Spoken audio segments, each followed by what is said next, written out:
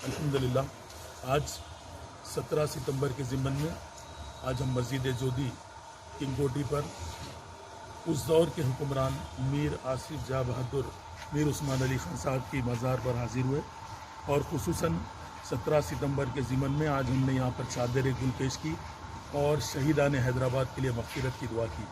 हम ये चाहते हैं आवाम से, क्योंकि हम हर साल की तरह इस साल भी यहाँ पर मस्जिद जोधी पर हाजिर हुए।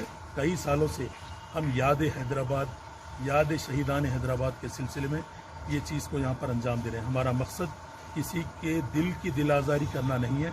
हमारा मकसद ये है कि आज का दिन ना तो कोई लिबरेशन डे से ताल्लुक़ है, ना ही कोई इंडिपेंडेंस से ताल्लुक़ है, जबकि हमारा मुल्क 15 अगस्त 1947 को आज़ाद हुआ और तेलंगाना अलहदा रियासत 2 जून को क़ायम हुई।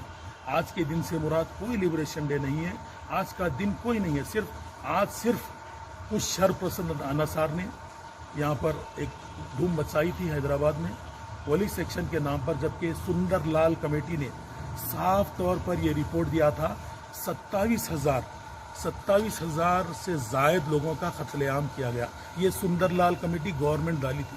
आज तक वो कमेटी की रिपोर्ट को ठप करके रख दिया गया, क्योंकि ये कमेटी एक कमीशन में तब्दील हुई थी।